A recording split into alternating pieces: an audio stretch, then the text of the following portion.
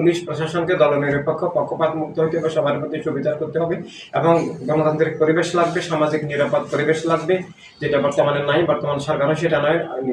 বিশেষভাবে নিরপেক্ষ নির্বাচনী তত্ত্বাবধায়ক সরকার লাগবে।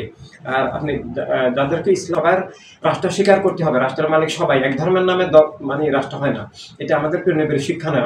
আমাদের প্রিয় নবী রাহমাতুল্লাহ আলাইহি সাল্লামের শিক্ষা হলো রাষ্ট্র এক ধর্মের, এক জাতির, এক গোত্রের, এক বর্ণের নয়, এক শ্রেণীর নয়, এক লিঙ্গের নয়, রাষ্ট্র সবার সব মানুষের।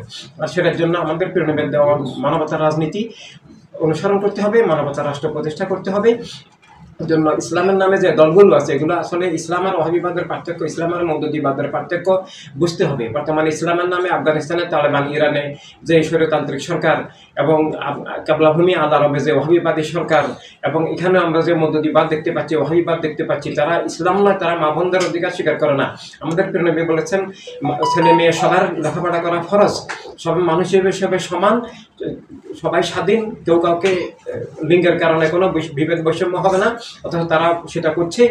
এগুলো ইসলামী দল নয়। ইসলামের রাজনীতির, ইসলামের জীবনের দিশার প্রতিফলন একমাত্র ওয়ার্ল্ড হিউম্যানিটি রিভলিউশন, বিশ্ব ইসলামিক বিপ্লব।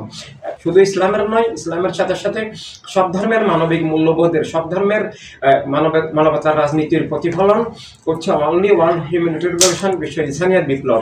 তো ইসলামের নামে এই প্রতারণা থেকে ইসলামকে বাঁচাতে হবে।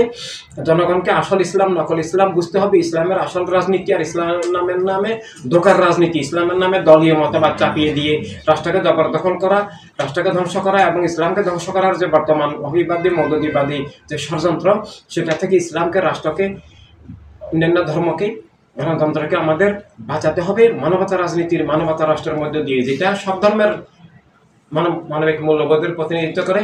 জীবন মানবতার প্রাকৃতিক রাজনৈতিক দিগদর্শন মানবতা রাজনীতির মধ্যে দিয়ে কেবলমাত্র জীবন, ধর্ম, রাষ্ট্র সুরক্ষিত হতে পারে।